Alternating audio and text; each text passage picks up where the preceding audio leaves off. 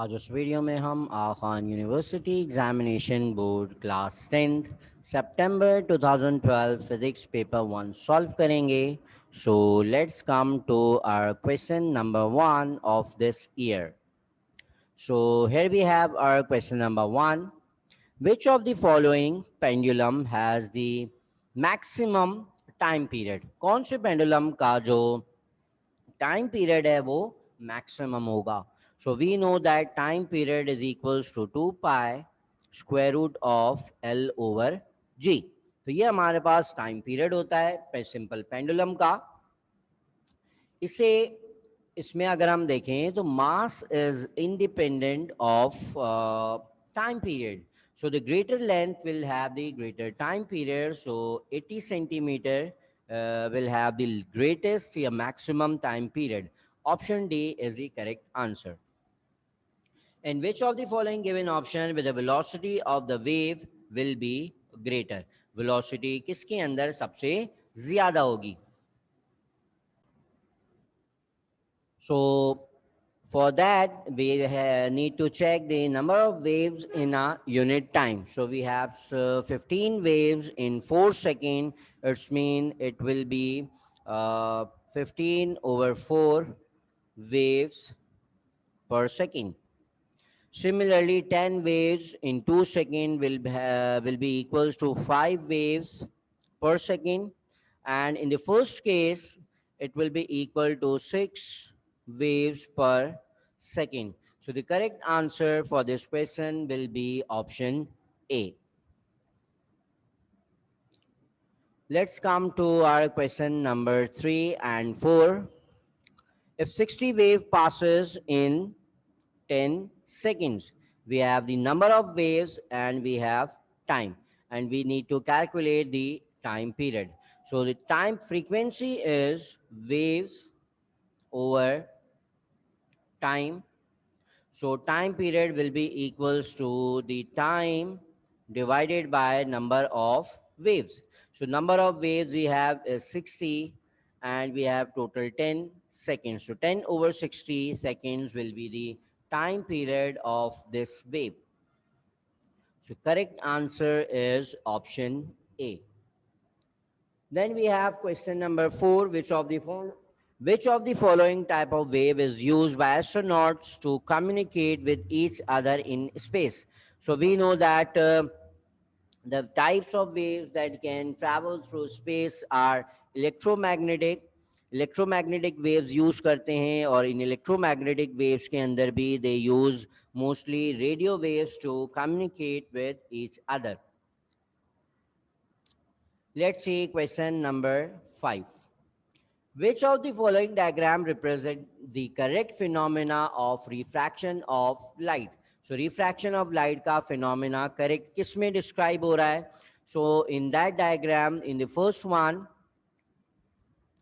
the incident ray strike कर रही है और refracted ray वापस उसी जगह पे point पे strike कर रही है. This is incorrect.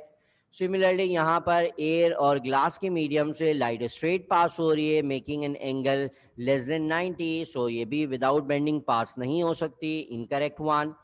यहाँ अगर हम देखें तो ये जो रिफ्रैक्टेड रे है ये इंसिडेंट रे है और एयर से ग्लास में जाते हुए it should bend towards the normal जबकि ये away from the normal bend हो रही है. So this is also incorrect one.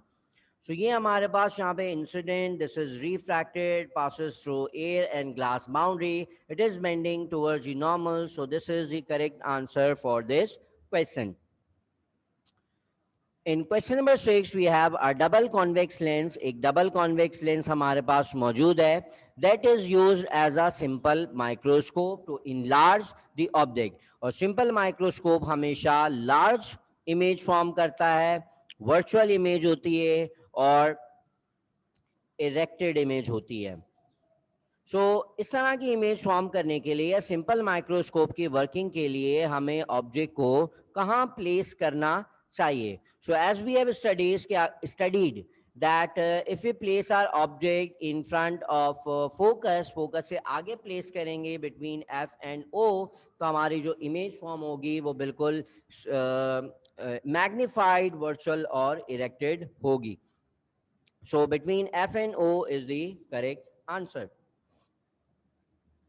Let's come to the question number 7. If the focal length of a convex lens is 10 centimeter, 10 centimeter हमारे पास focal length है, and we need to calculate the power of the lens. We know that power is equals to reciprocal of focal length measured in meter. So 1 over focal length को अगर हम convert करें metres के अंदर, so it will be equals to 0.1. So 1 divided by 0.1. So the correct answer will be equals to 10, and the SI unit of power is diopter. So we have a correct answer that is in option D. Let's come to our next question, that is question number 8. This question number 8 में let's see what we have. Which of the following formula can be used to find the power of the lens, where F, P and Q are object distance, image distance and focal length respectively measured in meter. So जैसा कि हमने last question के अंदर power solve करने के लिए formula use किया, that power is equal to reciprocal of focal length measured in metres. Metres के अंदर पावर्स को मीटर्स के अंदर अगर हम फोकल लेंथ लेते हैं तो रेसिप्रोकल उस फोकल लेंथ का पावर कहलाती है. तो the correct answer would be equals to option A. Let's come to question number 9 and 10.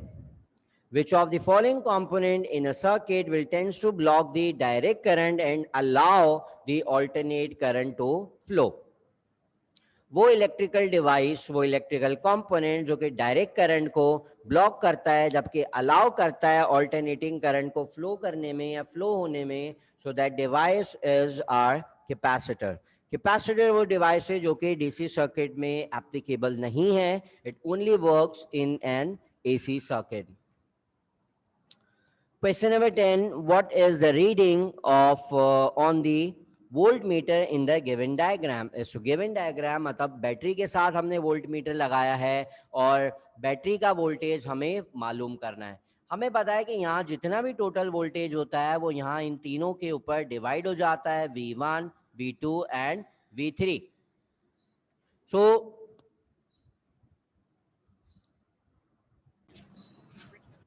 the total voltage given to the battery will be divided in these three resistance, and we know that in series current is same. So 2 ampere का current जो यहाँ से flow कर रहा है तो हर resistance के ऊपर जो करंट है वो बिल्कुल सेम होगा 2 एम्पेयर का. सो यहाँ पर भी हमारे पास 2 एम्पेयर करंट, यहाँ पर भी हमारे पास 2 एम्पेयर करंट और यहाँ पर भी 2 ampere current. So I1, I2 and I3, these three are same और equal. सो V1, V2 और V3 हम कैलकुलेट कर लेते हैं. V1 बराबर हो जाएगा I1 एंड R1. V2 हमारे पास इक्वल हो जाएगा I2 एंड R2 और V3 बराबर हो जाएगा I3 and R3. So I1, I2, I3 की जगह हमारे पास सेम आएगा, that is current I 2 ampere और रेजिस्टेंस 1 जो है वो 2 एम्पेयर है. तो पहला वोल्टेज हमारे पास आ गया 4 वोल्ट. दूसरा वोल्टेज कैलकुलेट करते हैं तो I2 अगेन हमारे पास 2 आ जाएगा और रेजिस्टेंस हमारे पास दूसरी 4 ओम्स की है. तो 4 2s are 8. सो दूसरा वोल्टेज हमारे पास आ गया 8 वोल्ट. देन चलते हैं तीसरे वोल्टेज पर. तो करंट अगेन हमारे पास 2 एंड रेजिस्टेंस हमारे पास 2. तो अगेन हमारे पास वोल्टेज आ गया 2 2s are 4 वोल्ट. तो हमारे पास तीनों वोल्टेजेस आ गए. So this voltage of the battery will be equals to V1 plus V2 plus V3.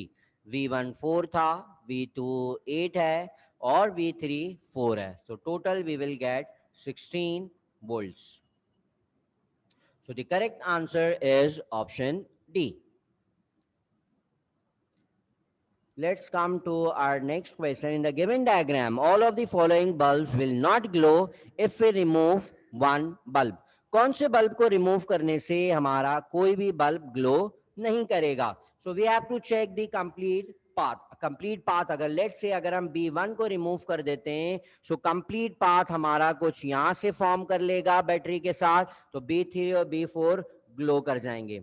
अगर हम जो है वो B2 को जो है वो निकाल देते हैं तो वंस अगेन हमारा जो करंट के फ्लो का पाथ है वो कुछ इस तरह से फॉर्म करेगा, B3 और B4 ग्लो करेंगे। अगर मैं अगर मैं यहां से B3 को ब्लो कर देता हूं, सो हमारा जो करंट का पाथ है वो कुछ इस तरह से फ्लो करेगा। सो B1, B2 और B4 ये सारे जो है वो तीनों बल्ब ग्लो करेंगे। सो कौन सा बल्ब हुआ? ये B4 हुआ। अगर हम इसको ब्लो कर देते हैं तो करंट यहाँ से जाएगा, यहाँ से भी जा सकता है, यहाँ से भी जा सकता है, बट अगेन यहाँ से आगे नहीं जा सकता बिकॉज ये एक ओपन पाथ हो गया और ओपन पाथ में कभी भी करंट फ्लो नहीं करता। तो B4 को अगर हम रिमूव करते हैं तो बाकी कोई भी बल्ब ग्लो नहीं करेगा। Option D is our correct answer. Next, let's move to our question number 12. Which of the following diagram represents the IV graph of a filament lamp? Filament lamp का graph कौन सा graph जो है वो represent कर रहा है? So this is our incorrect answer because ये हमारी स्ट्रेट लाइन फॉर्म करिए, दैट इज ओमिक कंडक्टर। बिल्कुल इसी तरह से ये ग्राफ भी जो है वो स्ट्रेट लाइन शो कर रहा है। So this is incorrect one. ये हमारा एक इंक्रीजिंग कर्व है, सॉरी। तो फिलामेंट का जो ग्राफ है वो याद रखिएगा कि आईवी ग्राफ हमेशा बेंड होता है टुवर्ड्स दी वोल्टेज। हमेशा वोल्टेज की तरफ ये ग्राफ बेंड हो जाएगा और वो ग्राफ रिप्रेजेंट करता है फिलामेंट लैम्प को। So the correct answer will be our option C, जो कि वोल्टेज की तरफ बेंड हो रहा है। ये हमारी स्ट्रेट लाइन थी, जबकि ऑप्शन बी और डी के अंदर जो बेंडिंग है वो हो रही है towards current. So option C is our correct answer. Then let's see question number 13 and 14. A current carrying coil is placed in a magnetic field as shown. Which direction will the coil move? किस direction में हमारा जो coil है वो move करेगा?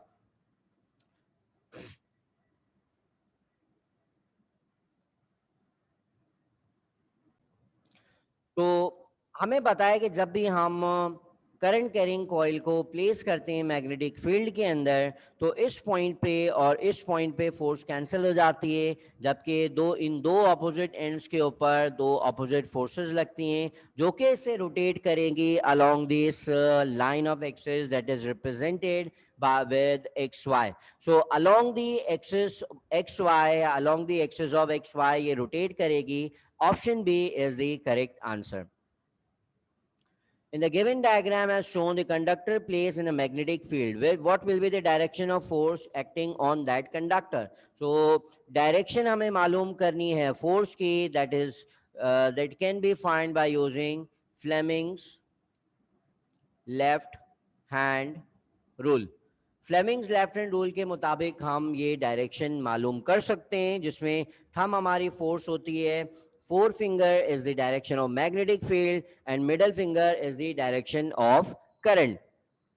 सो अगर हम इसके ऊपर अपना लेफ्ट हैंड रूल अप्लाई करें, मिडल फिंगर रिप्लेस करें in the direction of current, four finger को रिप्लेस करें in the direction of magnetic field from north to south, so our thumb will points in the direction of magnetic force. So ये field की direction, this is current. So according to Fleming's left hand rule हमारी जो direction आएगी force की, it will be into the page. So option A is the correct answer. Next, we have question number 15. The output of the transformer, output voltage of the transformer can be decreased by increasing the primary coil current. Primary coil current को अगर हम increase कर देते हैं तो secondary coil के अंदर जो voltage है वो decrease नहीं होगा। Option D, increasing the secondary coil voltage, कि अगर हम सेकेंडरी कॉइल का वोल्टेज इंक्रीज कर दें। Similarly decreasing the primary coil voltage, इस प्राइमरी कॉइल वोल्टेज को डिक्रीज करने से आउटपुट वोल्टेज सेकेंडरी का वोल्टेज भी साथ साथ डिक्रीज हो जाएगा। This is incorrect. Decreasing the primary coil current, अगर हम प्राइमरी कॉइल का करंट डिक्रीज कर देंगे तो क्या आउटपुट ऑफ द ट्रांसफॉर्मर इन या आउटपुट वोल्टेज इंक्रीज हो जाएगा. So we know that power of the transformer, power of primary and power of secondary are constant, and power is equals to voltage in primary and current in primary. Similarly, voltage in secondary and current in secondary. So यहाँ में कहा है decreasing the primary coil current. अगर हम primary coil के current को decrease कर देंगे तो उससे सेकेंडरी कॉइल का जो प्राइमरी कॉइल का जो वोल्टेज है वो इंक्रीज हो जाएगा, और प्राइमरी कॉइल का वोल्टेज इंक्रीज होने की वजह से सेकेंडरी कॉइल का वोल्टेज भी साथ साथ इंक्रीज हो जाएगा. So the correct answer for this question number 15 is option B. Let's move to our question number 16. In the given diagram, the AC voltage is supplied to a small factory. What will be the correct type and turns ratio of the transformer? तो ये हमारे पास एक factory की diagram है जिसमें जो हमारा power plant है उससे जो वोल्टेज आ रहा है हमारा वो 6000 वोल्ट है, जबकि डिस्ट्रीब्यूशन लाइन के अंदर जो हमारा वोल्टेज है वो 450 वोल्ट है. ये तो ये हमारे पास दो वोल्टेज हैं, एक इनपुट वोल्टेज एक output voltage. As we can see के वोल्टेज डिक्रीज हो रहा है तो उसका मतलब ये जो ट्रांसमिशन लाइन में ट्रांसफॉर्मर होगा it will be our step down transformer. ये हमारा स्टेप डाउन ट्रांसफॉर्मर होगा. सो स्टेप अप वाले ऑप्शंस हमारे गलत हो गए. और स्टेप डाउन ट्रांसफॉर्मर में क्या होता है, हमारा जो प्राइमरी कॉइल के अंदर नंबर ऑफ टर्न्स हैं वो ज़्यादा होते हैं as compare to number of turns in secondary. So turns ratio की अगर हम बात करें तो टर्न्स रेशियो जो है वो हमेशा ऐसे केस के अंदर 1 से कम होता है, लेस देन 1, जबकि स्टेप अप के केस में हमारा टर्न्स रेशियो ज़्यादा होता है. So our correct answer is option B, जिसमें हमारा स्टेप डाउन ट्रांसफॉर्मर यूज हो रहा है and turns ratio is less than 1. Next we have question number 17. Which of the following process is similar to thermionic emission? Thermionic emission से similar process कौन सा है?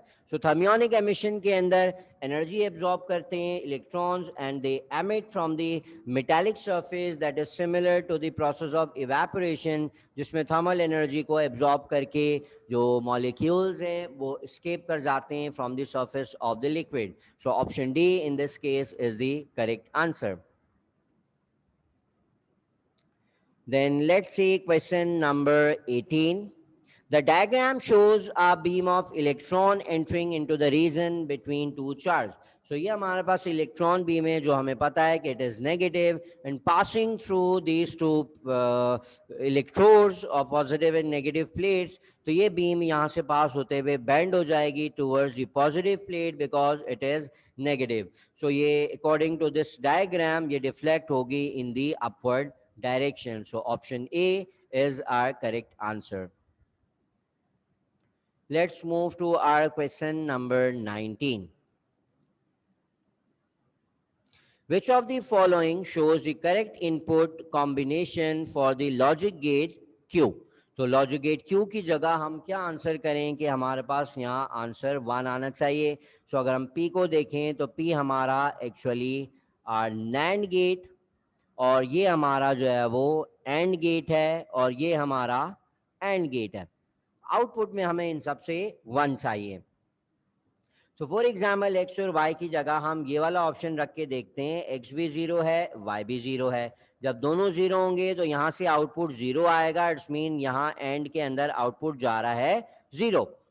इसी तरह से अगर ये 1 और ये 0 है तो इन 1 0 के केस में एंड का आंसर हमेशा 0 आता है. तो इस नैंड के केस में आंसर 1 आएगा. 1 अगर हम यहाँ इनपुट करते हैं तो 1 0 में आउटपुट 1 नहीं आएगा यहाँ पर. So it's mean option A is incorrect. दूसरा ऑप्शन चेक करते हैं. If it is 1 0 and 1, x की जगह 0 और यहाँ वाई की जगह 1 पुट कर दें. 0 1 के केस में भी हमारे पास यहाँ 0 आएगा और यहाँ इनपुट के अंदर अगर 0 जा रहा है और यहाँ हमारे पास जो नैंड था नैंड का आउटपुट 1 और 0 के केस में एंड करेंगे तो हमारा आंसर 0 आएगा, नैंड करते हुए ये 1 आ जाएगा। तो यहाँ तो इन एवरी केस आउटपुट आ रहा है 1। तो मुझे एक्चुअली यहाँ पे यहाँ वाले आउटपुट क्यू से जो आउटपुट चाहिए वो 1 चाहिए। सो क्यू का आउटपुट 1 कब आएगा, जब हम तमाम इनपुट्स एक्स और वाई के 1 पुट करेंगे। सो यहाँ हमारे पास इनपुट आउटपुट आ रहा है 1, सो इट्स मीन यहाँ जो इनपुट जाएगा it will be equals to 1। x is equals to 1, y is equals to 1। x और y का एंड करेंगे तो हमारे पास आउटपुट 1 आएगा। 1 जब यहाँ इनपुट जाता है तो हमारा final output will remain 1। So the correct option is option D.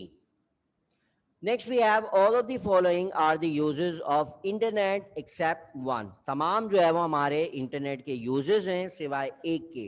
So sending and receiving electronic mails is the use of internet, accessing world wide web, making telephone calls, while transporting goods physically cannot be done with the help of internet. So option A is our correct answer. Now let's see question number 21. Which of the following is positively charged? So beta is negatively charged, electrons are negatively charged, they are neutral, while alpha are positive to charge. So option B in this case is the correct answer, to He4 plus 2. This is the alpha particle. Aluminum, the thickness of an aluminum sheet is measured and checked by the radioactive detector. If the aluminum sheets get thinner, then the radiation detected will become high. अगर हम aluminium की sheet को thin करते जाएंगे, पतला करते जाएंगे, तो उसमें से गुजरने वाली जो रेडिएशंस हैं उसके चांसेस भी ज़्यादा हो जाएंगे कि वो उसमें से पास हो जाएं। So option B in this case will be our correct answer. Let's see question number 23. In question number 23, we have to identify the beta decay, and we know that in beta decay, the atomic mass remains same while the atomic number increased by 1.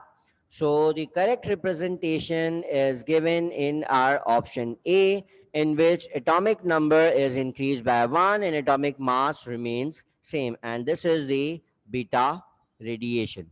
So option A is our correct answer. If a nucleus of a radioactive substance X230 and 91 emits one alpha particle, one beta particle simultaneously, then what will be the element or the nucleus after decaying? अगर इसमें से पहले alpha particle emit होता है तो alpha particle से हमें पता है कि एटॉमिक नंबर जो है वो डिक्रीज हो जाता है बाय 2। सो 91 से -2 कर दें तो इट विल बिकम 89 और ये हो जाएगा 226। देन जब इसमें से बीटा रेडिएशन एमिट होगी तो बीटा रेडिएशन से हमारा एलिमेंट जो है वो अगेन चेंज हो जाएगा। So let's say this is Z और एटॉमिक नंबर इंक्रीज हो जाता है एक और एटॉमिक मास रिमेन सेम। सो एलिमेंट का नाम चाहे हम कुछ भी दे दें यहाँ पर, but atomic number should be 90 and atomic mass should be 226. So option C is the correct answer.